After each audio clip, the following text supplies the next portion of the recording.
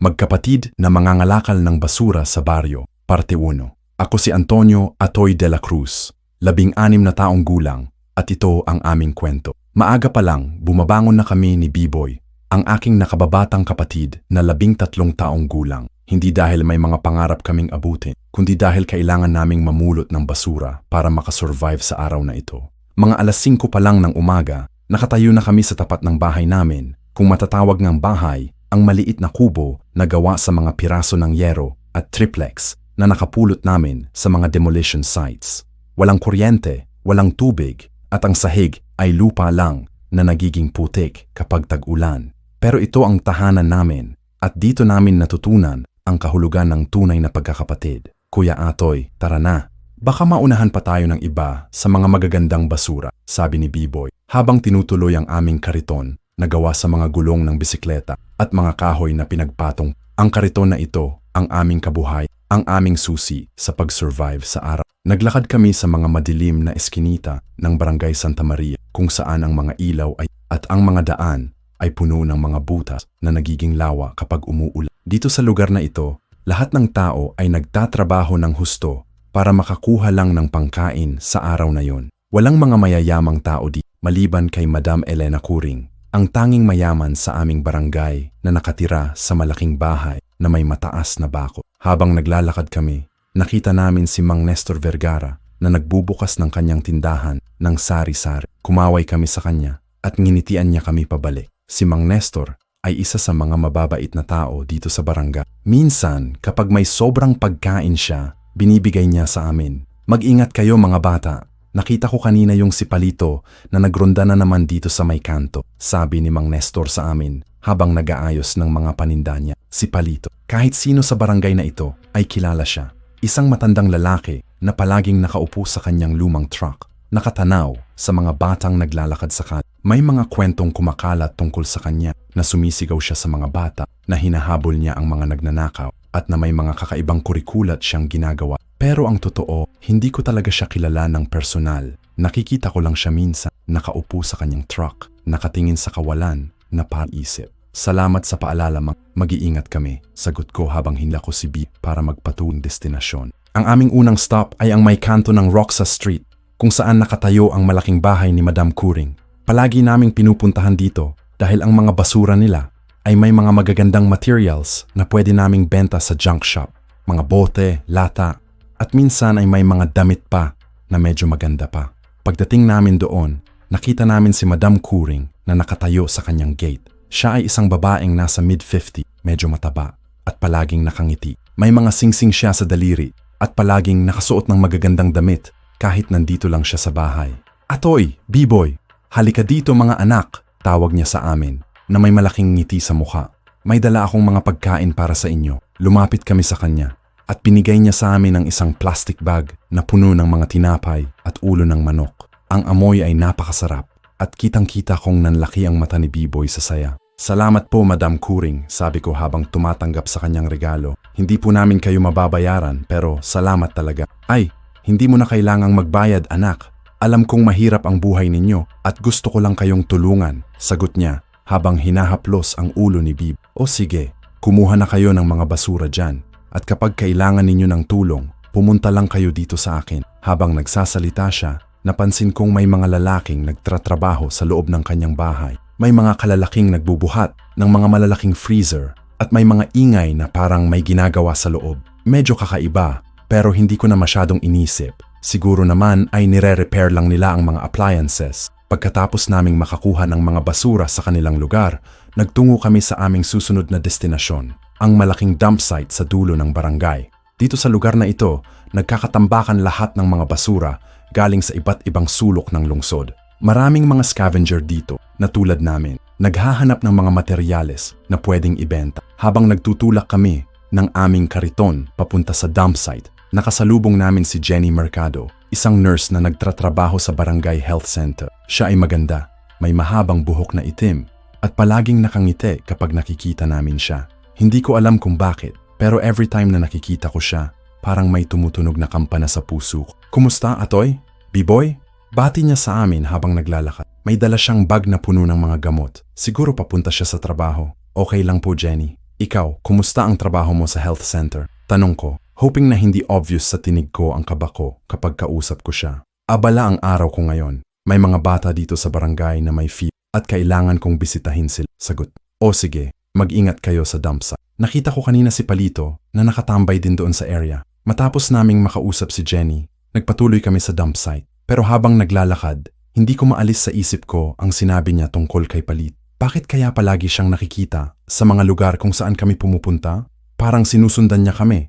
O kaya naman ay may ginagawa siya sa mga lugar na yan. Pagdating namin sa dump site, nakita namin ang usual na tanawin. Mga bundok ng basura na umabot sa 3 metro ang taas. Mga langgam na naglalakad sa ibabaw at ang mabahong hangin na palaging umaasog sa lugar na yun. Pero kahit ganon, dito namin nakukuha ang aming kabuhayan. Nagsimula kaming maghanap ng mga material. Si B-Boy ay nag-focus sa mga plastic bottles at aluminum cans, habang ako naman ay naghanap ng mga metal scraps at copper wires na mas mataas ang presyo sa junk shop. Ilang oras rin kaming nagtrabaho doon at nakakuha namin ng sapat na materials para sa isang araw. Pero habang nagtatrabaho kami, napansin kong may kakaibang kumukulog sa hindi kalayuan. Parang tunog ng truck engine pero hindi usual na tunog. May kasamang parang pag-growl ng hayop. Lumingon ako sa direksyon ng tunog at nakita kong papalapit sa amin ang truck ni Palito. Ang truck ay lumang model, kulay puti na naging brown na dahil sa kalawang at may mga weird na tunog na lumalabas sa engine. Si Palito ay nakaupo sa driver's seat,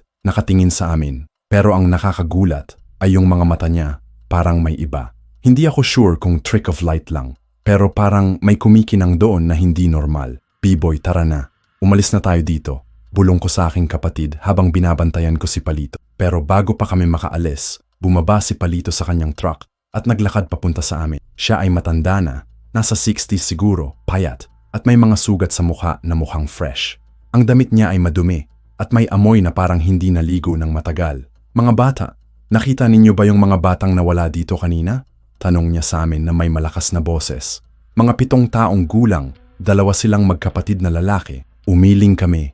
At totoo naman na hindi namin nakita yung mga batang tinutukoy niya. Pero ang nakakagulat ay ang paraan niya ng pagtanong. Parang may urgency, parang naghahanap talaga siya. Kung nakita ninyo sila, sabihin ninyo sa akin agad. Maraming masasamang tao dito sa paligid at hindi safe para sa mga bata. Dagdag niya bago bumalik sa kanyang truck at umalis. Pagkaalis niya, napansin kong si B-Boy ay nakatulala pa rin sa direksyon kung saan umalis ang truck. Kuya, may kakaiba kay Palito. Sabi ni B-Boy sa akin, habang nagtitingin pa rin doon. Parang hindi siya normal na tao. Hindi ko alam kung anong ibig niyang sabihin, pero may pakiramdam din akong hindi normal ang nangyari kanina. Yung paraan ng pagtingin ni Palito sa amin, yung mga mata niya, at yung urgency sa kanyang boses kapag nagtanong tungkol sa mga batang nawala. Matapos ng insidenteng yun, nagdesisyon kaming umuwi na. Puno na rin naman ang aming kariton ng mga materyales na nakolekta namin. Sa paglalakad pa uwi, dumaan kami muli sa bahay ni Madam Kuring at nakita naming may mga iba pang mga bata doon na kumakain, mga street children din tulad namin at binibigyan niya sila ng pagkain. Tingnan mo Kuya Atot, ang bait talaga ni Madam Kuring, sabi ni Bibo habang nakatingin sa mga batang kumakain. Siguro siya lang ang mayayamang tao dito na nag-aalaga sa aming mga mahihirap. Tumango ako pero may naramdaman akong kakaiba. Hindi ko maipinta kung ano. Pero may something na off sa setup na yon. Bakit kaya ang daming mga bata na pumupunta sa bahay ni Madam Kuring? At kung tutulong siya, bakit hindi niya ginagawa yon publicly? Bakit parang secretive ang mga pagkakataon na nakikita namin siyang Pero baka naman negative thinking. Siguro naman ay may mga taong talagang mabait. At si Madam Kuring ay isa sa kanila. Pagdating namin sa aming bahay, naupo kami sa harap at nagsimulang maghiwalay ng mga nakolekta naming material. Si B-Boy ay nag-separate ng mga plastic bottles ayon sa kulay, habang ako naman ay nag-sort ng mga metal ayon sa klase. Habang ginagawa namin ito, nakita naming lumapit si Carlos Ramos, isa sa mga kaibigan namin dito sa barangay. Atoy B-Boy, may narinig ba kayong balita tungkol kay Palito? Tanong ni Carlo habang umuupo sa tapat na. Wala. Bakit? May nangyari ba? Tanong ko pabalik. Sabi nila, kaninang umaga, nakita daw siyang naghahabol sa mga bata sa may plaza. Tapos kanina din, may mga nagtirong bato sa kanya habang nakatambay siya sa kanyang truck. Kwento ni Carlos na may takot sa mukha. Bakit naman siya tinitirahan ng bato? Tanong ni Bib. Abay, sabi nila, dahil daw sa kanya nawawala yung mga bata dito sa barangay. Yung mga De La Rosa twins na 7 taong gulang, hindi na sila nakita simula noong 1 linggo. Tapos yung si Andres, na anak ni Mang Teodoro, 2 araw na rin walang uwi, paliwanag ni Carlos. Naalala ko yung tanong ni Palito kanina tungkol sa mga batang nawala. Siguro yun nga yung mga bata na tinutukoy ni Carlos. Pero kung totoo man na si Palito ang may kasalanan, bakit naman siya ang nagtanong sa amin tungkol sa kanila? Hindi ba't mas logical na hindi siya magpapakita kung guilty siya? Pero kayo, naniniwala ba kayo na si Palito talaga ang may kasalanan? Tanong ko kay Carlos. Hindi ko alam, Atoy, pero ang nakakatakot ay yung mga kwentong naririnig ko tungkol sa kanya. Sabi nung mga matanda, nakikita daw siyang nagiging iba kapag gabi. Parang hindi na siya tao, sagot ni Carlos, na mas lalo pang bumaba ang boses. Hindi ko alam kung anong mangyayari sa mga susunod na araw, pero may pakiramdam akong hindi maganda ang lahat ng ito. Yung mga batang nawawala, si Palito na parang may tinatago, at si Madam Kuring na sobrang bait na medyo suspicious na. Pero para ngayon, kailangan naming mag-focus sa aming survival. Bukas, magiging ganito ulit ang aming routine. Gumising ng maaga, mamulot ng basura, at maghanap ng paraan para makasurvive sa araw na yon. Habang nakahiga kami sa aming kama na gawa sa mga karton at lumang kumot, maririnig namin sa labas ang mga tunog ng gabi. Mga aso na tumatahol, mga sasakyang dumadaan, at minsan ay mga sigaw na hindi namin matitiminang kung dahil sa away o dahil sa ibang dahilan. Pero ang hindi namin alam ay may mga mata na nakabantay sa amin sa madilim na sulok ng aming barangay. May mga taong nagpaplano ng mga bagay na hindi namin maiisip na mangyayari. At sa mga susunod na araw, matatanong namin kung sino talaga ang mabuti at sino ang masama sa mundo na ito na puno ng mga sekreto at panganib. Isinara ko ang aking mga mata at nagtry na matulog. Pero sa kabila ng pagod ng katawan ko, hindi ko maalis sa isip ko ang mga mata ni Palito kanina at ang mga bata na kumakain sa bahay ni Madam Kur. May pakiramdam akong may malaking hiwaga sa aming barangay na malapit ng lumantad at hindi ko alam kung ready kami para doon. Fuwa na magkapatid na mga ngalakal ng basura sa baryo, parte 2. Kinabukasan, mas maaga pa kaming gumising. Hindi dahil excited kami sa trabaho, kundi dahil sa mga panaginip ko kagabi.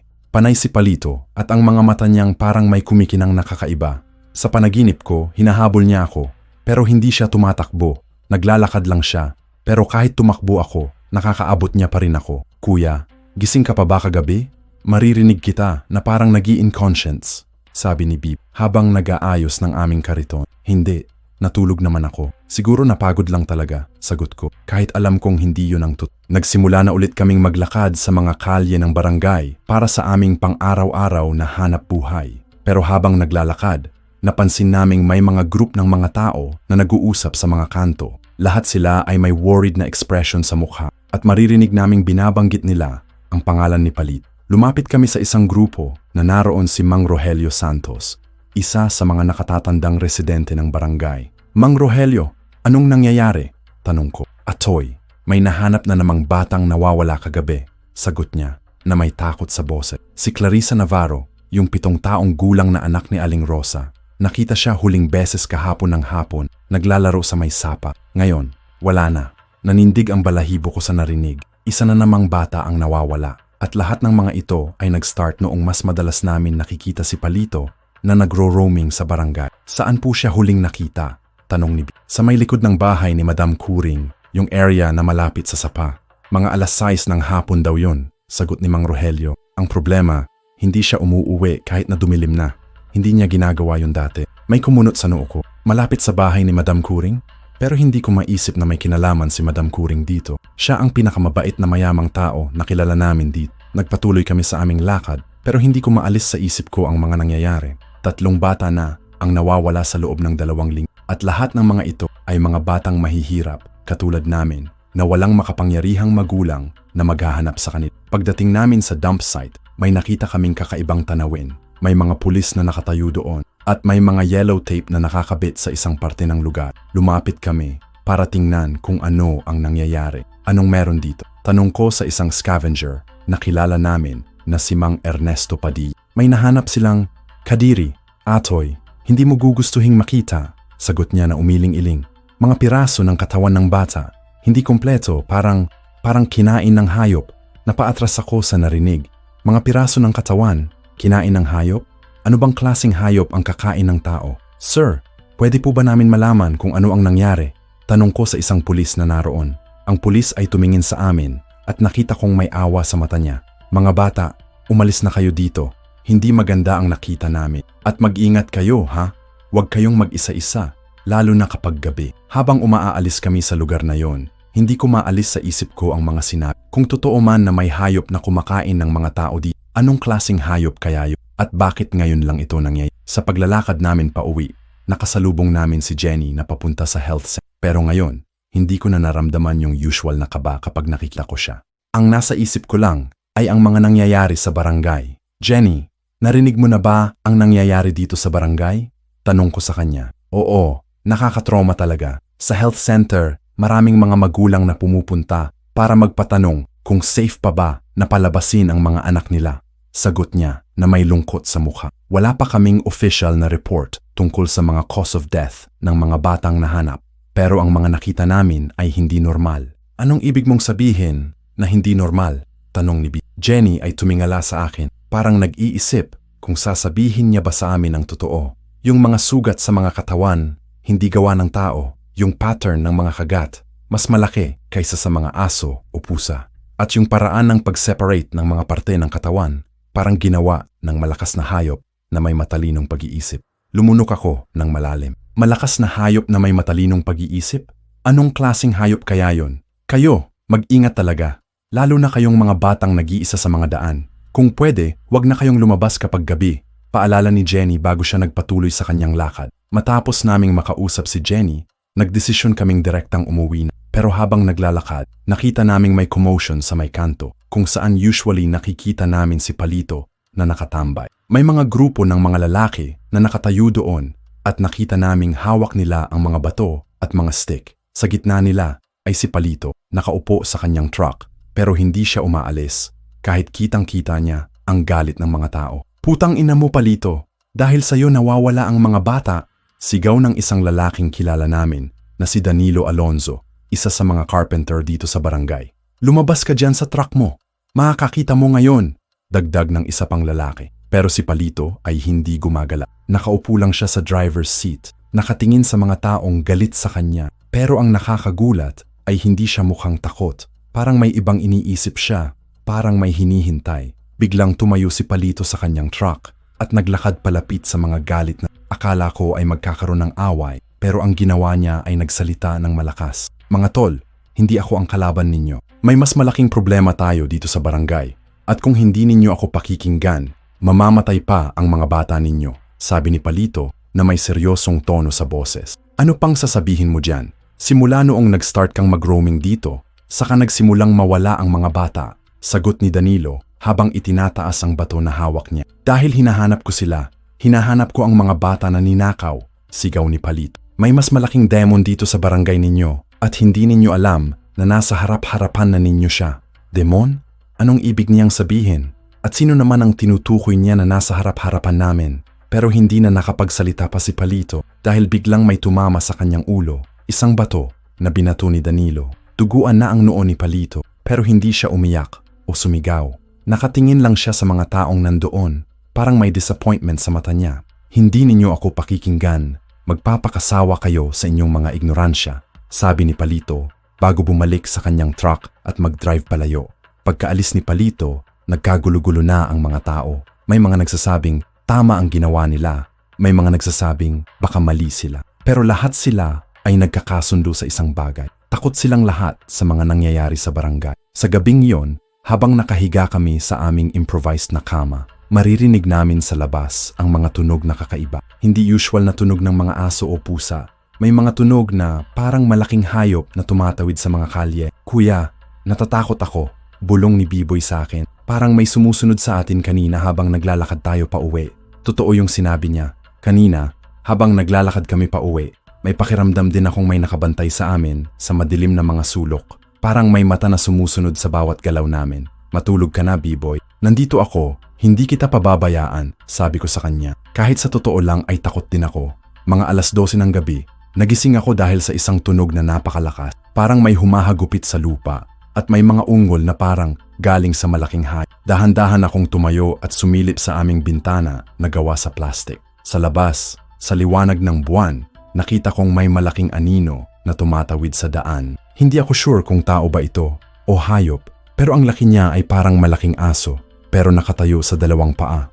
Ang haba ng mga braso niya ay umaabot sa lupa at kitang-kita ko ang mga mata niyang kumikinang sa dilim. Napakapit ako sa pader para hindi ako matumba sa takot. Ano yung nakita ko? Tao ba yon o hayop? At bakit parang familiar yung shape niya? Ang creatures na yon ay tumatingin sa direksyon ng aming bahay. Parang alam niya na nakatingin ako sa kanya. Ilang segundo kaming nagtitinginan at sa mga sandaling yon, parang naging ice ang dugo ko sa sobrang takot. Pagkatapos nun, biglang tumakbo ang creature sa madilim na parte ng barangay at nawalang parang bula.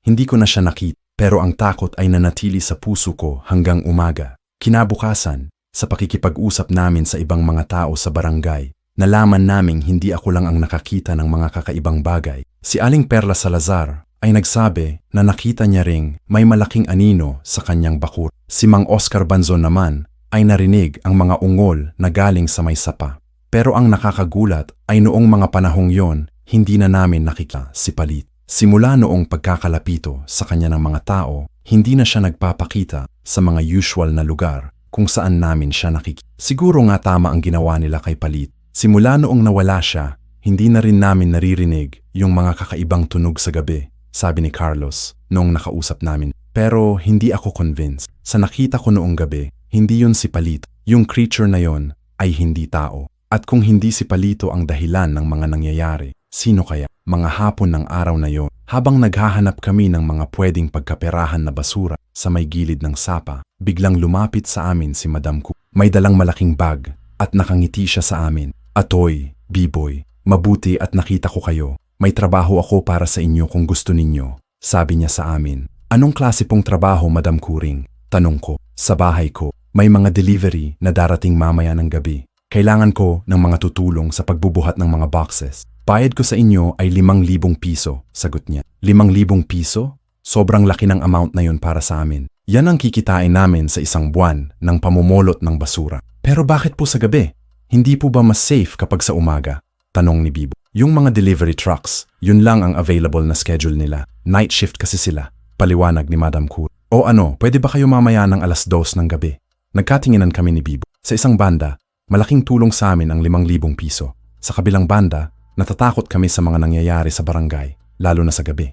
Mag-isip muna kami, Madam Kuring. Sagot namin sa inyo mamaya. Sagot ko, sige. Pero sana matulungan ninyo ako.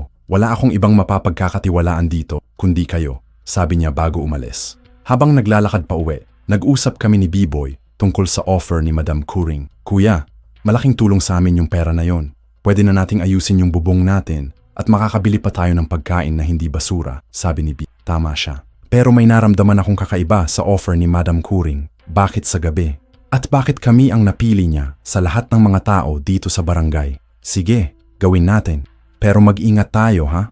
Kapag may nakita tayong kakaiba, umalis agad tayo. Desisyon ko. Mga 11:00 ng gabi, naglakad kami papunta sa bahay ni Madam Kuring. Madilim na madilim ang buong barangay at halos walang mga taong naglalakad sa mga daan. Ang mga ilaw sa mga kalye ay hindi gumagana at ang tanging liwanag ay galing sa buwan. Pagdating namin sa bahay ni Madam Kuring, nakita naming nakabukas na ang gate at si Madam Kuring ay nakatayo doon na naghihintay sa amin. Mabuti at dumating kayo. Pasok kayo sa loob.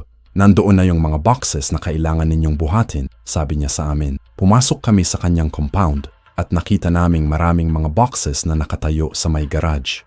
Mga malaking boxes na hindi namin alam kung ano ang laman. At may mga lalaking nagtratrabaho din doon, pero hindi namin sila kilala. Yung mga boxes na yan, kailangan ninyo ilipat sa loob ng bahay sa may basement, instruction ni Madam Kuring. Nagsimula kaming magbuhat ng mga boxes. Medyo mabigat, pero hindi naman sobra. Pero habang nagbubuhat, napansin kong may mga kakaibang tunog na nanggagaling sa loob ng mga boxes. Parang may umuungol, parang may buhay na nasa loob. B-boy, naririnig mo ba yon? Bulong ko sa aking kapatid. Oo, kuya. Parang may mga hayop sa loob ng mga boxes. Sagot niya na may takot sa boses. Pero hindi namin sinabi kay Madam Kuring ang napansin namin. Nagpatuloy lang kami sa pagbubuhat hanggang sa matapos namin ang lahat.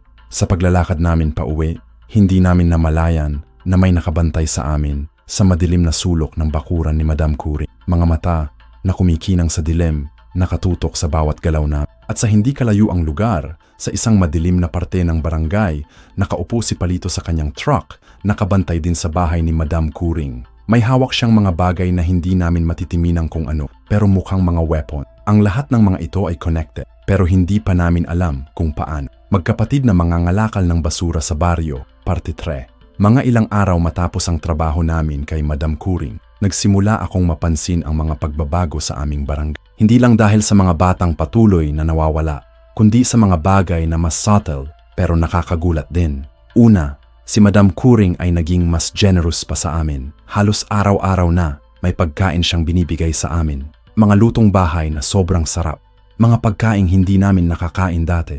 Minsan ay mga karne pa na fresh, mga prutas na mamahalin, at mga gatas na imported pa. Kuya, ang swerte natin kay Madam Curing, no? Sabi ni B-Boy habang kumakain ng adobong manok na binigay niya sa amin. Parang nanay na natin siya. Pero habang nakikita kong kumakain si B-Boy ng masayang-masaya, may tumtukok sa loob ko na hindi maganda. Bakit kaya sobrang bait ni Madam Curing sa amin? Hindi naman kami special. Marami pang ibang mahihirap na pamilya dito sa barangay. Pangalawa, napansin kong dumadami na ang mga empleyado ni Madam Curing. Yung mga lalaking nakita namin noong gabi na yon, nandoon pa rin sila at may mga bagong mukha pa. Lahat sila ay matatat na mga lalaki at palagi silang busy sa mga gawain sa loob ng compound. At pangatlo, ang mga tunog na nanggagaling sa bahay niya sa gabi ay naging mas lakas. Minsan, habang natutulog kami, maririnig namin ang mga ungol ng tao, mga sigaw na parang humingi ng tulong, at mga tunog na parang may ginagawa sa basement. B-Boy, narinig mo ba yun kagabi?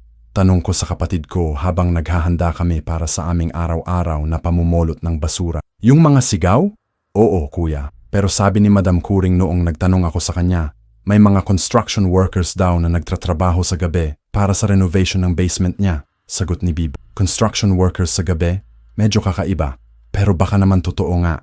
Rich people ay may mga kakaibang schedule minsan. Sa araw na yon, sa halip na sa dump site, nagdesisyon kaming pumunta sa palengke para magtanong kung may mga bago silang basura na pwede naming kunin. Pero habang naglalakad kami doon, nakasalubong namin si Jenny na mukhang nagmamadali. Jenny, saan ka pupunta?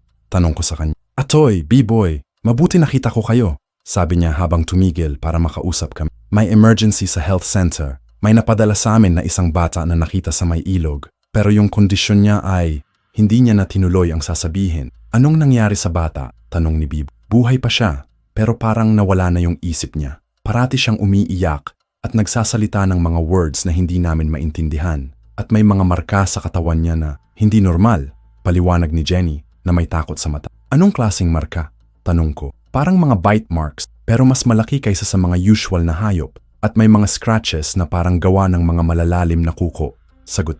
Ang nakakagulat, yung bata ay si Miguel Torres, yung anak ni Aling Zenaida na nawala noong nakaraang linggo. Si Miguel? Siya yung isa sa mga batang naging missing.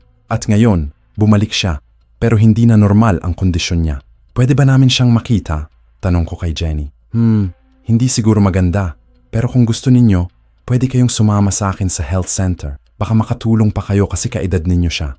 Baka mag-open up siya sa inyo, sagot ni Jenny. Nagpatuloy kami kasama ni Jenny sa health center. Ang health center ay isang maliit na building na may 3 kwarto, isang waiting area, isang consultation room, at isang room para sa mga emergency cases. Pagpasok namin sa emergency room, nakita namin si Miguel na nakaupo sa isang bed. Pero hindi siya yung bata na kilala namin dati. Sobrang payat niya. May mga maitim na bilog sa ilalim ng mata at patuloy siyang umiiyak na. Miguel, kilala mo pa ba kami? Tanong ko sa kanya habang lumapit. Tumingin siya sa akin, pero parang hindi ako nakikita. Ang mata niya ay nakatulala lang sa kawalan, pero bigla siyang nagsalita. Madilim, sobrang dilim, mga mata na malaki, kumakain sila ng... Hindi niya na natapos ang sasabihin dahil nagsimula na naman siyang umiyak. Miguel, saan ka nakapunta? Sino ang kasama mo? Tanong ni Jenny sa kanya ng marahan. Yung mabait na ate. Sabi niya may masarap na pagkain sa malaking bahay, sa ilalim. Maraming mga bata sa ilalim. Sagot ni Miguel na umiiling-iling. Malaking bahay? Sa ilalim? Parang familiar yung description na yun sa akin. Miguel, yung ate na yun, matanda ba siya? Ano yung itsura niya? Tanong ko. Mataba, may mga singsing, palaging nakangiti. Pero sa gabi, Sa gabi ay iba na siya. Malaki. May mga ngipin na matalim. Sagot ni Miguel, bago na naman mag-breakdown sa pag-iyak. Naramdaman kong nanigas ang katawan ko sa narinig. Mataba. May mga singsing. Palaging nakangiti. Sounds like Madam Kuring. Pero anong ibig niyang sabihin na sa gabi ay iba na siya? Matapos ang visit namin kay Miguel, naglakad kami pa uwi na sobrang tahimik. Pareho kaming nag-iisip ni B-Boy tungkol sa mga sinabi ng bata. Kuya, yung description ni Miguel sa babae, simula ni B. Oo, napansin ko rin. Parang si Madam Kuring, sagot ko. Pero hindi naman pwedeng siya yun, di ba? Mabait si Madam Kuring sa atin, sabi ni B-Boy. Pero hindi convincing ang tono ng boses niya. Sa gabing yun, hindi ako makatulog. Patuloy kong iniisip ang mga sinabi ni Miguel at ang lahat ng mga weird na bagay na napansin ko tungkol kay Madam Kuring. Mga 2:00 ng gabi, nagdesisyon akong lumabas para kumuha ng hangin. Pero pagkalabas ko, nakita kong may liwanag na nanggagaling sa direksyon ng bahay ni Madam Kuring. Dahan-dahan akong naglakad papunta doon, nag-iingat na hindi ako makita. Pagdating ko sa may bakod niya, narinig kong may mga boses na nanggagaling sa loob. Madam, yung mga bagong capture, saan natin ilalagay? Tanong ng isang lalaki. Sa freezer number 3. At siguraduhin ninyo na hindi sila makakatukas. Sagot ng isang babae na boses, si Madam Kuring. Mga bagong capture. Anong ibig nilang sabihin? Paano naman yung mga naka-escape last week? Hindi pa ba natin sila nakakuha? Tanong ng isa pang lalaki. Isa na lang ang hindi pa natin nakukuha, yung si Miguel Torres. Pero nakita na siya ng mga tao sa health center, kaya hindi na natin siya pwedeng makuha. Sagot ni Madam Kuring. Nakakuha? Miguel Torres? Ibig sabihin, totoo nga ang mga sinabi ni Miguel. At si Madam Kuring, siya pala ang may kasalanan sa lahat ng ito.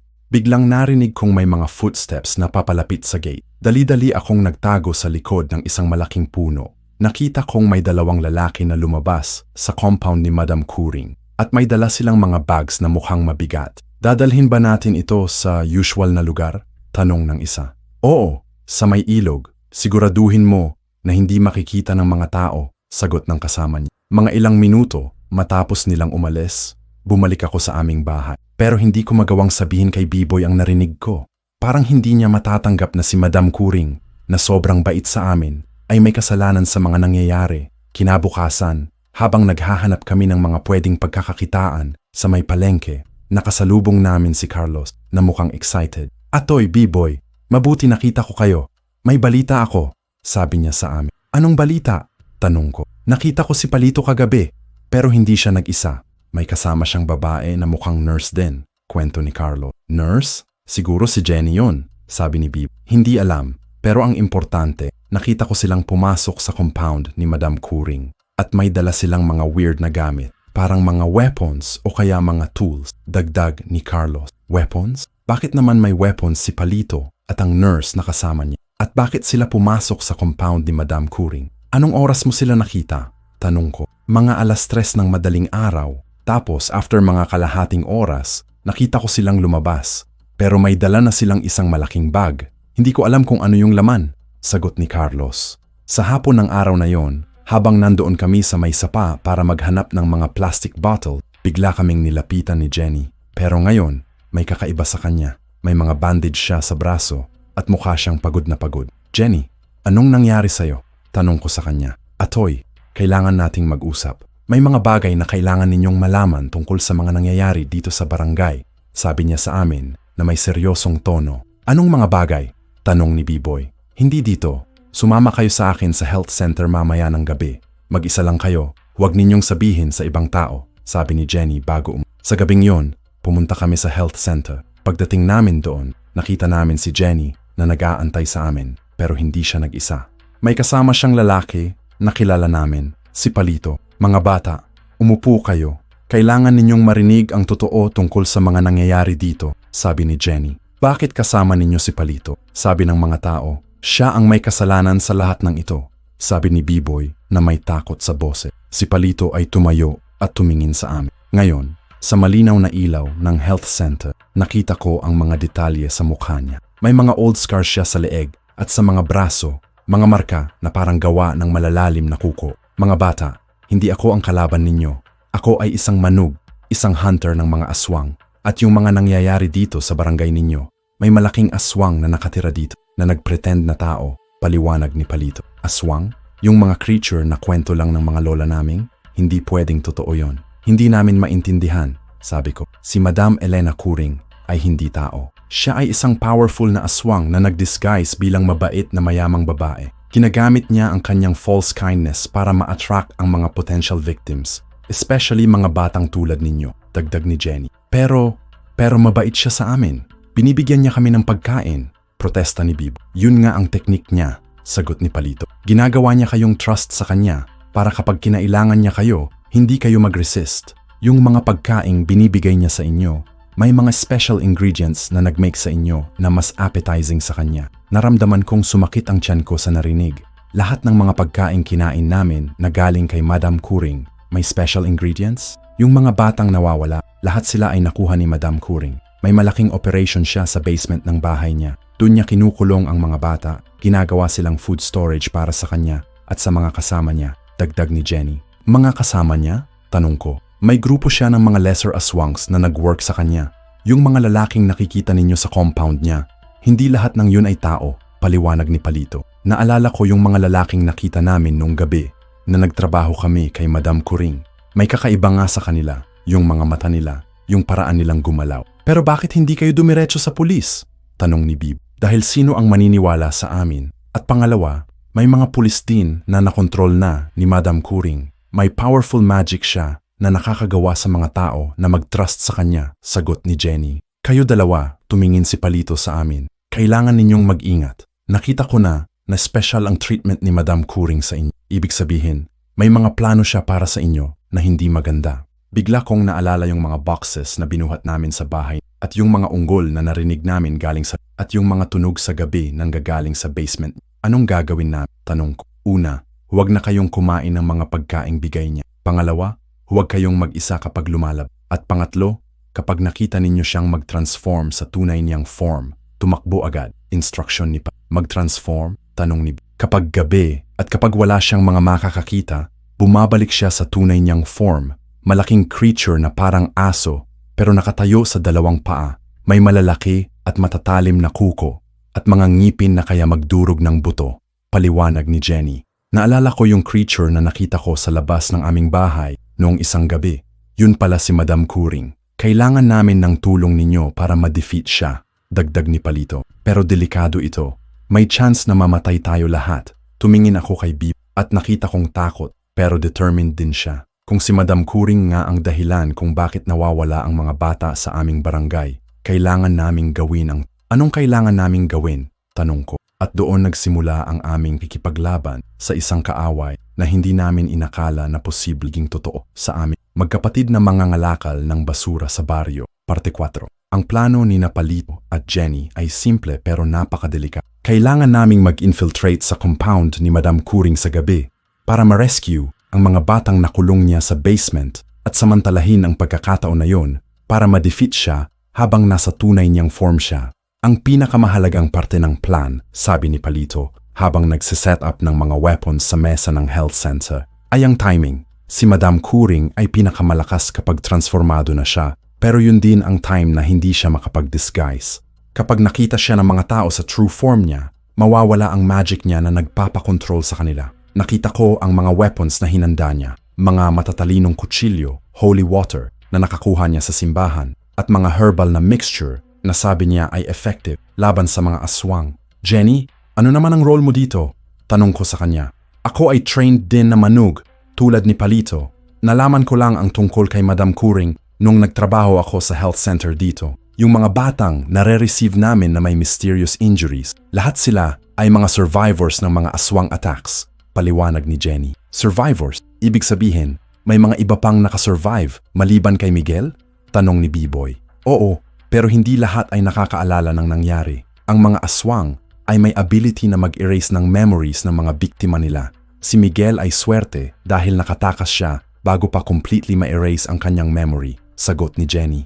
Habang nag-uusap kami, biglang naging madilim ang buong health center. Napatay lahat ng mga ilaw at ang tanging liwanag ay galing sa buwan na pumapasok sa bintana. Narito na siya, bulong ni Palito habang kinukuha ang kanyang mga weapon. Alam na niya na nagtutulungan. Sa labas ng building, narinig namin ang mga tunog na hindi normal. parang mga huge paws na tumatapak sa lupa, mga malalakas na breathing, at mga low growls na nakakatakot. Biglang may kumatok sa pinto ng health center. Hindi normal na katok, malakas, paulit-ulit, at parang ginagamit ay malaking kamao. Mga anak, alam kong nandyan kayo, sigaw ni Madam Curing sa labas.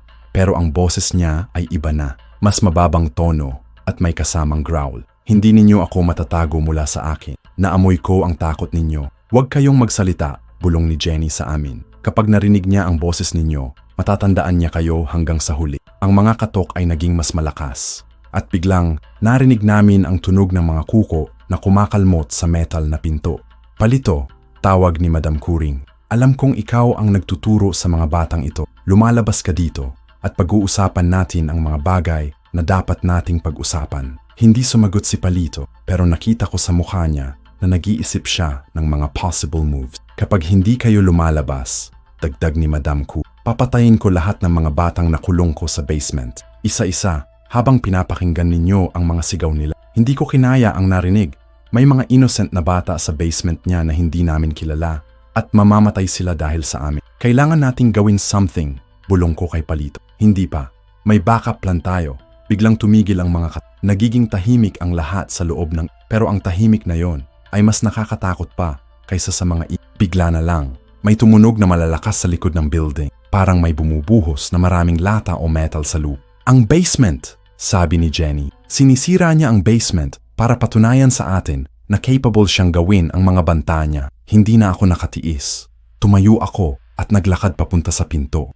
Atoy, anong ginagawa mo? Tanong ni B-Boy. Hindi ko kaya na magpanggap na hindi ko naririnig ang mga batang nasa basement niya. Tao din sila. May mga pamilyang naghihintay sa kanila, sagot ko. Pero bago pa ako makalapit sa pinto, hinawakan ni Palito ang braso ko. Alam ko ang naramdaman mo, Atoy. Pero kapag binuksan mo ang pinto na yan, hindi lang ikaw ang mamamatay. Pati si B-Boy, pati kami. At yung mga batang nandoon sa basement, mas walang pag-asa pang ma-rescue, sabi niya sa akin. Umupo ako pabalik, pero hindi ako mapakali. Pakiramdam ko ay may mga taong namatay na dahil sa desisyon naming hindi lumabas. Mga 3 oras na kaming nakatago sa loob ng health center nang biglang bumalik si Madam Curing. Pero ngayon, may kasama na siyang mga boses. Atoy, B-Boy, tawag niya sa amin. Mga anak, nandito ako. Nagkatinginan kami ni B-Boy. Yung boses na yon, parang normal lang na si Madam Cu. Parang bumalik na siya sa human form niya. Mga anak, nag-aalala ako sa inyo. Nakita ko kasi na hindi kayo umuwi sa bahay ninyo kagabi. Baka may nangyari sa inyo, dagdag niya. Huwag kayong maniwala, bulong ni Jenny sa amin. Trick lang yan niya. Ginagawa niya tayong mag-relax para makakuha ng opportunity na aabusuhin niya. Atoy, alam kong narito ka. Nakita ko ang kariton ninyo sa labas, sabi ni Madam Curing. May dala akong masarap na pagkain para sa inyo. Yung favorite ninyong adobo. Nalanghap namin sa hangin ang amoy ng adobo. Totoo, may nagluluto nga. At amoy familiar, yung mismo adobo na palagi niyang binibigay sa amin. Kuya, bulong ni B-Boy sa akin. Baka totoo naman. Baka nag-worry lang talaga siya sa atin. Pero tumingin ako kay Palito at nakita ko sa mata niya na hindi ito totoo. B-Boy, isipin mo, bulong ko pabalik sa kanya. Kung totoo man na nag-worry siya sa atin, bakit siya pumunta dito sa health center? Paano niya nalaman na nandito tayo? Nag-isip si B-Boy at nakita kong napagtanto niya ang point ko. Palito, anong susunod na move? Tanong ko. May emergency exit sa likod ng building na ito. Kapag umalis na si Madam Curing dito sa harap, lalabas tayo doon at pupunta sa bahay niya habang wala siya. Sagot ni Palito. Pero paano kung trap lang ito? Paano kung hinihintay niya tayo doon? Tanong ni Jenny. Yun ang risk na kailangan nating tanggapin. Pero mas risky kung maghihintay lang tayo dito hanggang sa maisip niya ang paraan para makapasok dito. Sagot ni Palito. Mga kalahating oras pa narinig namin na umalis na si Madam Curing. Nawala na rin ang amoy ng adobo. Dahan-dahang lumabas kami sa emergency exit sa likod ng health center. Ang buong barangay ay tahimik na tahimik. Walang mga ilaw sa mga kalye, walang mga taong naglalakad, at parang ghost town ang dating. Pero sa kabila ng takot, naglakad kami papunta sa compound ni Madam Curing. Pagdating namin doon, nakita naming nakabukas ang gate. Walang mga guards, walang mga tao. Parang in-invite niya kami na pumasok. Obvious na trap ito, sabi ni Jenny. Pero wala tayong choice. May mga batang nandun sa basement na kailangan nating i-rescue, sagot ni Palito. Pumasok kami sa compound. Sa loob, nakita namin na mas malaki pala ang property ni Madam Curing kaysa sa nakikita namin sa labas. May mga additional buildings sa likod. May mga malalalaking freezers na nakatambak sa gilid at may mga strange structures na hindi namin alam kung para saan. Yung basement, nasa ilalim ng main house, sabi ni Palito habang nagtuturo sa pinakamalaking building. Naglakad kami papunta doon, pero sa bawat hakbang namin, mas lumalakas ang amoy na hindi maganda. Parang combination ng rotten meat at chemical. Pagdating namin sa main house, nakita namin na may entrance sa basement sa gilid ng building. May metal door na nakabukas at makikita namin ang hagdan na pababa. Mga bata, tawag ng isang boses mula sa basement. Hindi si Madam Kuring, kundi isang voice ng batang lalaki. Tulong, may narito pa kaming mga buhay. Tumakbo kami pababa sa hagdan. Ang basement ay malaki. May mga cages na nakahanay sa magkabilang panig at sa loob ng mga cages ay mga batang tulad namin. Mga 6 na bata na nakita namin na buhay pa, pero sobrang payat at takot. Kayo ba ang mga magliligtas sa amin? Tanong ng isang batang babae na nasa first cage. Oo, kayo ba lahat ang mga nawawalang mga bata sa barangay? Tanong ni Jenny habang sinusubukan buksan ang mga locks ng cages. Hindi kami lahat. May mga nawala na rin, sagot ng isang batang lalaki. Yung si Clarissa, kinuha nila kagabi. Hindi na namin siya nakita. Habang binubuksan ni Palito at Jenny ang mga cages, ako naman ay nag-explore sa ibang parte ng basement. May nakita akong mga freezers sa dulo ng kwarto at nang binuksan ko ang isa, nakita ko ang pinakakadiring bagay sa buong buhay ko. Mga parts ng mga katawan ng mga bata, mga braso, mga binti, mga ulo na nakapreserve sa yelo. At sa ibabaw ng bawat bag ay may label na may pangalan ng bata at ang date na kinuha. Nasuka ako sa nakita. Hindi ko kinaya. Tumakbo ako pabalik sa mga cages. Pero hindi ko sinabi sa mga bata ang nakita ko para hindi sila magpanik. Bilisan ninyo, may pakiramdam akong papabalik na si Madam Kuring, sabi ko kay Palito. Pero sa moment na sinabi ko yon, narinig namin ang mga footsteps sa taas. Mabigat na footsteps na parang hindi normal na tao ang naglalakad. Mga anak, tawag ni Madam Kuring mula sa taas. Pero ngayon ay balik na naman sa abnormal na boses niya. Nakita ko ang mga bisita. Nagustuhan ko ang mga pagkaing dala ninyo para sa akin. Biglang naramdaman namin na may liquid na dumalagdalag mula sa ceiling. Pula ang kulay at ang amoy ay parang dugo. Blood, pulong ni Jenny. Ginagamit niya ang blood magic para matrap tayo dito. Ang mga pader ng basement ay nagsimulang mag-close. Hindi literally, pero parang lumiliit ang space namin. Mabilis! Kailangan nating makalabas dito! Sigaw ni Palito habang binubuksan ang last cage. Pero habang tinutulungan namin ang mga bata na makaakyat sa hagdan, nakita namin sa taas si Madam Kuring na nakabantay sa entrance. Pero hindi na siya si Madam Kuring na kilala namin. Siya ay isang malaking creature na nakatayo sa 2 paa. May mga buhok na hanggang sahig, mga mata na kumikinang sa dilim, at mga ngipin na parang mga kutsilyo. Ang mga kamay niya ay naging mga malalalaking claws, at ang katawan niya ay naging halos double sa size niya as a human. Welcome sa aming kain-kainan, mga bisita, sabi niya sa voice na parang combination ng tao at hayop. Matagal na akong hindi nakakakain ng fresh meat. Saan kami tatakas? Nasa basement kami at ang tanging exit ay nasa taas kung saan nakatayo si Madam Kuring sa kanyang true form. Palito, may ibang way ba para makalabas dito? Tanong ni Jenny. Wala, pero may weapon tayo na pwede nating gamitin, sagot ni Palito habang kinukuha ang isang maliit na bottle na may clear liquid. Ano yan? Tanong ko. Holy oil na blessed ng pare. Kapag natamaan niya ito, mababalik siya sa human form niya for a few minutes. Enough para makalabas tayo dito, paliwanag ni Palito. Pero sino ang magtatapon? Tanong ni Jenny. Lahat kami ay nagtinginan. Alam naming sino man ang magtatapon ay kailangan niyang lumapit kay Madam Kuring at may malaking chance na maging dinner siya. Ako ang gagawin yon, sabi ko. Hindi kuya, protesta ni B-Boy. Ako na lang. Pareho kayong hindi, sabi ni Palito. Ako ang may experience dito. Pero habang nag-argue kami, biglang bumaba si Madam Kuring sa hagdan. Ang bawat hakbang niya ay nagigingawa ng malakas na tunog at ang mata niya ay nakatutok sa amin. Hindi na kayo makakatakas. Ang mga batang ito ay makakain ko ngayong gabi. At kayo, mga adults, magiging dessert ko, sabi niya habang palalapit ng palalapit. Walang oras pa para mag-isip. Kinuha ko ang bottle kay Palit at tumakbo patungo kay Madam Kuring. Magkapatid na mga ngalakal ng basura sa baryo, parte Fink. Tumakbo ako patungo kay Madam Kuring na nakatayo sa hagdan. Hawak ang bottle ng holy oil na binigay ni Palit. Ang distansya namin ay mga 10 metro lang. Pero pakiramdam ko ay umaabot ng ilang minuto ang pagtakbo ko dahil sa takot. Nakita ni Madam Kuring, napapalapit ako sa kanya at biglang lumaki pa ang katawan niya. Ang mga claws niya ay naging mas mahaba at ang mata niya ay naging mas nakakatakot ko. Pero hindi ako tumigil. Iniisip ko lang ang mga batang nakulong sa basement, si B-Boy na nasa likod, at lahat ng mga innocent na tao sa barangay na maaapektuhan kung hindi namin siya matatalo. Foolish boy, sabi ni Madam Kuring habang nakangiti na parang excited na makain ako. Ikaw ang magiging unang dinner ko ngayong gabi. Nang malapit na ako sa kanya, biglang sumulpot siya sa harap ko ng napakabilis. Hindi ko inaasahan na ganun kabilis ang galaw niya kahit na malaki ang katawan niya. Sumuntok siya sa akin at tumalsik ako pabalik sa dingding ng basement. Naramdaman kong sumakit ang buong katawan ko pero hindi ako sumuko. Tumayo ako ulit at hinabol siya. Pero ngayon ay mas careful na ako sa movements niya. Atoy, huwag mong harapan siya ng direkta, sigaw ni Palito mula sa likod.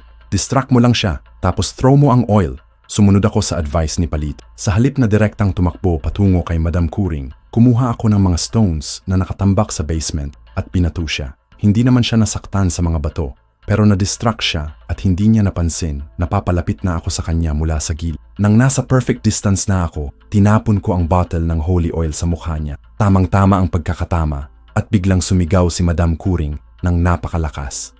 Ah! Putang ina! Anong ginawa mo sa akin?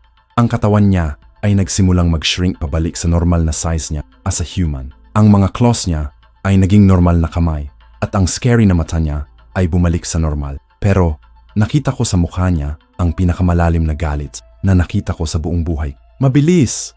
Ngayon ang chance natin! Sigaw ni Jenny. Tumakbo kaming lahat papunta sa hagdan. Ang mga batang na-rescue namin ay nangunguna, kasunod nila sina Jenny at Palito. At ako at si B-Boy ay naging last. Pero habang nakaharang kami sa hagdan, biglang hinawakan ni Madam Kuring ang paa ko. Hindi kita pababayaang makaalis dito at sabi niya sa akin na may venomous na tono. Ikaw ang pinakamasarap sa lahat ng mga bata na nakita. Hindi kita sayang. Sinubukan kong tanggalin ang kamay niya sa paa ko pero napakalakas ng grip niya kahit na nasa human form pa siya. B-Boy, tulungan mo ako. Tawag ko sa kapatid. Biglang bumalik si B-Boy at sinipa si Madam Kuring sa mukha. Hindi malakas ang sipa niya pero enough para ma-distract si Madam Kuring at malusin ang grip niya sa paa. Tumakbo kaming dalawa paakyat sa hagdan at nakaalis kami sa... Pero pagkarating namin sa taas, nakita namin na hindi lang si Madam Kuring ang kalaban namin. Sa compound, may mga iba pang creatures na nakatayo. Yung mga lalaking nakita namin dati na akala namin ay normal na empleyado ni Madam Kuring. Ngayon, nasa true form na rin sila. Mga aswang din, pero mas maliit kaysa kay Madam Kuring. Mga 6 na aswang na nakaharang sa exit ng compound. Mga lesser aswangs, sabi ni Palito habang kinukuha ang mga weapons niya. Mas madali silang talunin pero marami sila. Anong gagawin natin? Tanong ni Jenny. Kayo, magdala ng mga bata sa safe place. Ako at si Atoy ang bahala sa mga aswang na ito, sagot ni Palito. Hindi, Tol. Hindi ko kaya mag-isa lang, sabi ko sa kanya. Hindi ka mag-isa. Nandito ako, biglang sabi ni Bib. Hindi, B-Boy. Mas safe ka kapag kasama mo si Jenny, sabi ko sa kanya. Pero hindi ako nakinig ni Bib. Kumuha siya ng malaking kawayan na nakatambak sa compound at tumayo sa tabi ko. Kuya, magkapatid tayo. Kung mamamatay tayo, magkasama tayo, sabi niya sa akin na may determinasyon sa mata. Hindi ko na nakakaya ang emosyon ko. Niyakap ko si B-Boy ng mahigpit. Mahal kita kapatid. Mahal din kita kuya. Nagsimula ang laban. Ang mga lesser aswang ay tumatakbo patungo sa amin, pero si Palito ay namumunyagihan sa kanila ng mga kutsilyo na may holy water. Ako at si B-Boy ay nagdidepensa gamit ang mga kahoy at mga bato na nakita namin sa compound. Habang lumalaban kami, nakita ko na si Jenny ay nag-i-escape na kasama ang mga rescued kids sa likod na gate ng compound. At least safe na sila. Pero biglang narinig namin ang malakas na sigaw mula sa basement. Si Madam Kuring ay bumabalik na sa tunay niyang form at mas galit na siya ngayon kaysa kanina. Atoy, kailangan nating matapos na ang laban na ito bago siya makaakyat, sabi ni Palito habang sinasaksak ang isa sa mga lesser aswang. Pero may problema. Kahit na natatalo namin ang mga lesser aswang, hindi sila tunay na namamatay. Bumabalik sila sa form nila after a few minutes at lumalaban ulit. Palito, bakit hindi sila namamatay? Tanong ko. Dahil si Madam Kuring ang source ng power nila. Habang buhay siya, hindi sila mamamatay. Sagot niya. Ibig sabihin, kailangan naming talagang patayin si Madam Kuring para matapos ang lahat ng ito. Paano natin siya papatayin? Tanong ni B-Boy. May isang paraan lang. Sagot ni Palito habang kumuha siya ng isang maliit na explosive device sa bag niya. pero kailangan may mag-sacrifice. Anong ibig mong sabihin? Tanong ko. May mga explosives ako dito na enough para patayin si Madam Curing, pero kailangan may mag-trigger ng bomb na ito sa malapit na distansya at yung taong mag-trigger hindi na makakasurvive, paliwanag ni Palito. Nagtinginan kami ni Bib. Pareho naming naintindihan kung ano ang ibig niyang sabihin. Ako ang gagawin yon. Hindi kuya. Ako na lang, sabi ni Bibo. Huwag kayong mag-argue, sabi ni Palito. May isa pa akong idea, pero kailangan perfect ang timing. Biglang lumabas si Madam Curing sa basement at ngayon ay mas malaki pa siya kaysa kanina. Parang double ang size niya at ang mata niya ay naging blood red. Ang mga ngipin niya ay umaabot na sa chin niya at ang mga claws niya ay parang mga sword na. MGA putang ina ninyo, sinira ninyo ang business ko, sigaw niya narinig sa buong barangay. Biglang nakita namin na nagsisialisan ang mga tao mula sa mga bahay nila. Nakita na nila si Madam Curing sa tunay niyang form at lahat sila ay natataranta at tumatakbo. Good, sabi ni Pali. Ngayon nakita na nila siya. Wala na siyang magic na makakakontrol sa kanya. Si Madam Curing ay tumingin sa mga taong nakatayo sa labas ng compound at biglang tumawa ng malakas. Matagal ko na kayong dinaya. Ilang taon na akong nakatira dito sa barangay ninyo, kumakain ng mga anak ninyo at ngayon ninyo lang nalaman, sabi niya sa mga tao. Nakita kong naging galit ang mga tao sa narinig. Si Mang Rogelio, si Danilo, si Carlos at marami pang mga residente ng barangay ay kumuha ng mga palo, mga bato at mga weapons. Patayin natin siya, sigaw ni Danilo. Pero nagtakbo si Madam Curing papunta sa mga tao at nakita kong madaling magiging massacre ito. Ang mga ordinary na tao ay hindi kayang lumaban sa isang aswang na kasing lakas ni Madam Curing. Hindi pwedeng maging ganito, sabi ko kay Palito. Maraming inosenteng tao ang mamamata, alam ko. Kaya kailangan nating gawin na ang plan, sagot ni Palito habang binibigay sa akin ang explosive device. Atoy, kailangan mo siyang ihug ng mahigpit, tapos i-trigger mo ang bomb. Yun lang ang paraan para sure na mamamatay siya. Tinanggap ko ang bomb. Maliit lang siya, parang cellphone ang size. Pero sabi ni Palito ay powerful enough para patayin si Madam Curing. Kuya, wag mo gawin, sabi ni B-Boy habang umiiyak na. Maayaan naman natin siyang paraan. B-Boy, wala na tayong oras. Tingnan mo, maraming tao nang mamamatay kapag hindi natin ginawa ito. Sagot ko habang niyayakap siya. Asahan mo ako sa kabilang mundo, ha? Tumakbo ako patungo kay Madam Curing na papalapit sa mga tao. Sa likod ko, maririnig ko ang iyak ni B-Boy at ang mga sigaw ni Palito at Jenny na pinipigilan siya na sumunod sa akin. Madam Curing! Sigaw ko para makuha ang atensyon niya. Lumingon siya sa akin at nakita ko sa mata niya ang excitement. Atoy, nagdadahan ng sarili mo sa akin. Perfect timing, sabi niya habang tumakbo papunta sa akin. Nang malapit na siya sa akin, tumakbo din ako papunta sa kanya. Sa mga huling segundo ng buhay ko, naisip ko ang lahat ng mga magagandang alaala ko kasama si B-Boy. Ang mga araw na nagtratrabaho kami sa dump site, ang mga gabi na nagkukwentuhan kami sa aming kubo, at ang mga pangarap namin para sa hinaharap. Nang magkabanggaan kami ni Madam Curing, niyakap ko siya ng napakahigpit. Nakita ko sa mata niya ang confusion. Hindi niya maintindihan kung bakit ko siya niyayakap. Anong ginagawa mo? Tanong niya. Para sa lahat ng mga batang pinatay mo, sagot ko. Bago ko pinindot ang trigger ng bomb. Ang explosion ay napakalakas. Pakiramdam ko ay nabingi ako sa tunog at naverbena ang bola ng apoy sa buong katawan ko. Pero sa mga huling segundo ng buhay ko, narinig ko ang boses ni B-Boy na tumatawag sa pangalan. At sa mga sandaling yon, naramdaman ko na worth it ang sacrifice ko. Dahil alam kong safe na si B-Boy, safe na ang mga bata sa barangay, at hindi na magkakaroon ng mga aswang na magti-terrorize sa aming lugar. Ang huli kong nakita ay ang liwanag ng buwan sa madilim na kalangitan, at ang huli kong narinig ay ang mga yak ng mga taong mahal ko sa buhay. Magkapatid na mangangalakal ng basura sa baryo, parte 6. 3 buwan matapos ang trahedyang nangyari sa compound ni Madam Curing, sa loob ng isang maliit na bahay na gawa sa solid blocks at may maayos na bubong, nakaupo ako, si Roberto B-Boy de la Cruz, sa harap ng electric fan habang nag-aayos ng mga inventory para sa aming bagong negosyo. Hindi ko inakala na magiging ganito ang buhay namin pagkatapos ng gabi na yon. Pagkatapos ng sacrifice ni Kuya Atoy, nagbago lahat sa aming barangay. Ang explosion ay hindi lang pumatay kay Madam Curing, kundi pati na rin sa lahat ng lesser aswangs na nasa compound niya.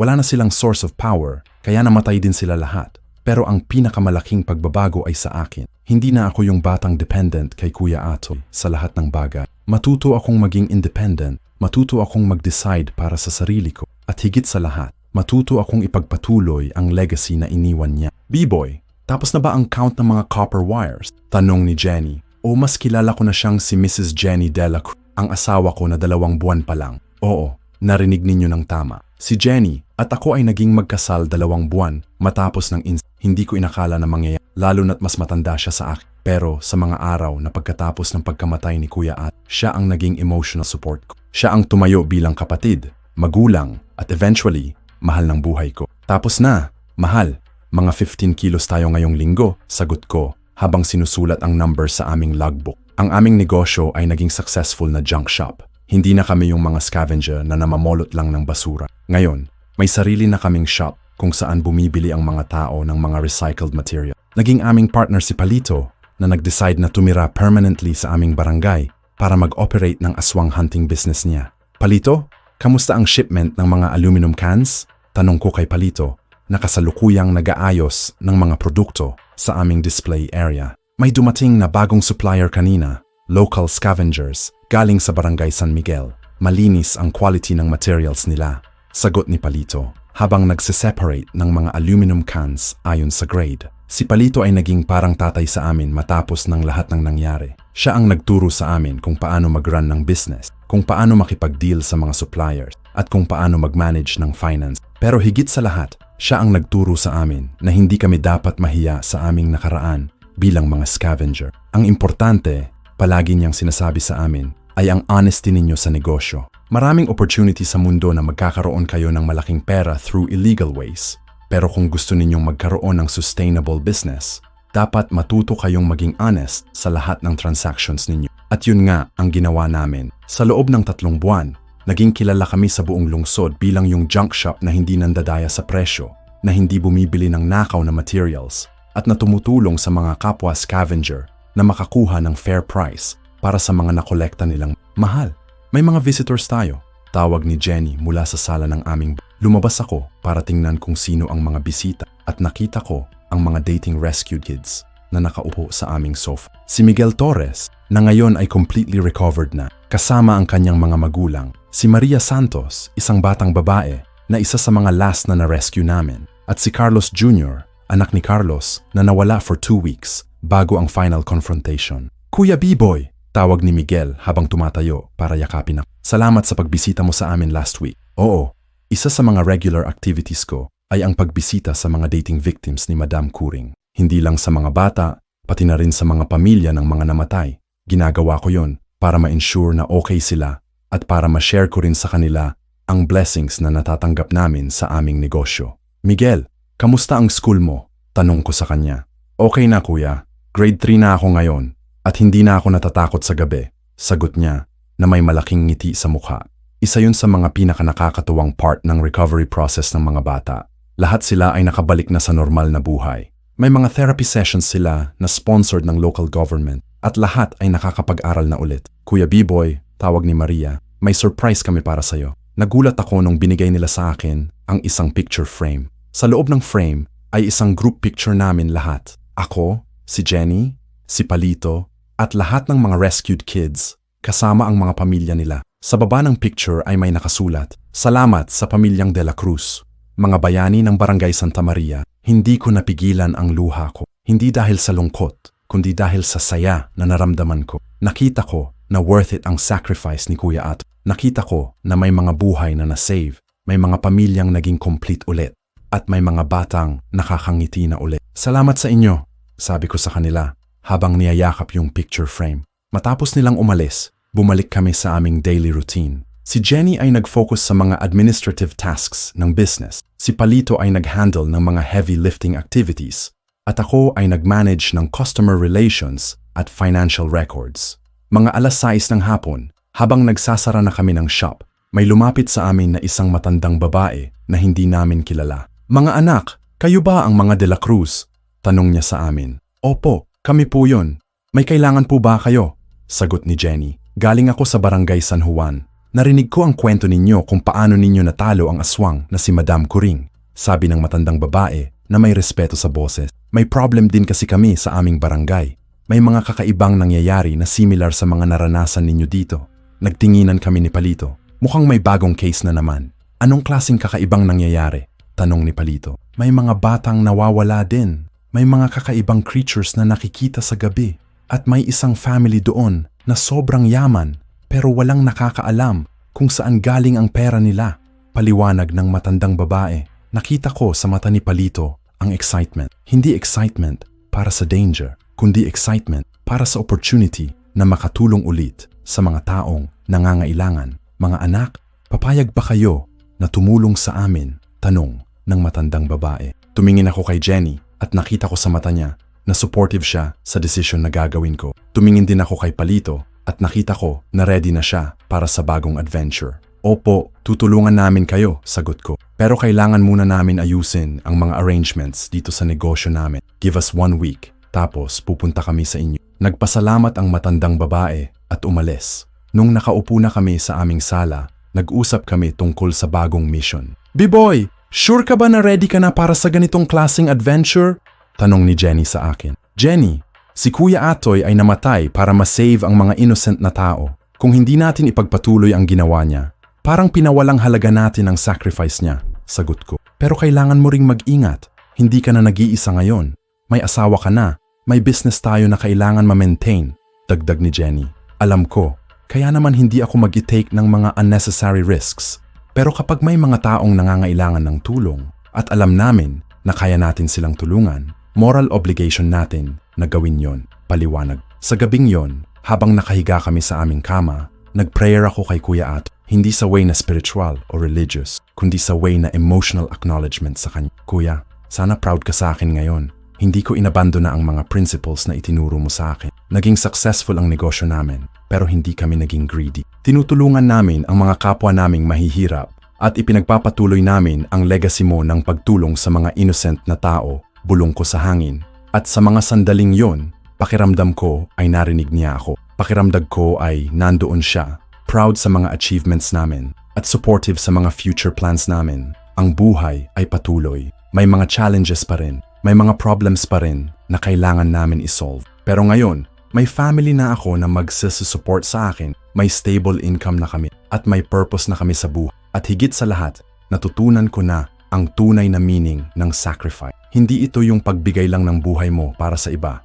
Ito ay yung continuous na commitment mo na ipagpatuloy ang mga good values na itinuro sa'yo ng mga taong mahal mo kahit wala na sila sa tabi mo. Si Kuya Atoy ay patay na, pero ang spirit niya, ang values niya at ang love niya para sa mga tao ay nananatili pa rin sa pamamagitan. At yan ang pinakamahalagang lesson na natutunan ko sa lahat ng nangyari sa amin. Minsan, ang pinakamabuting paraan para ma-honor ang memory ng mga taong namatay para sa'yo ay ang ipagpatuloy mo ang buhay na gusto nilang makita mo na meron ka. At yan ang ginagawa ko araw-araw. Ginagawa ko ang best ko para maging yung taong gusto ni Kuya Atoy na maging. Salamat sa pagbabasa ng aming kwento. Kung nagustuhan ninyo, mangyaring mag-like, mag-subscribe, at mag-comment ng inyong thoughts sa baba.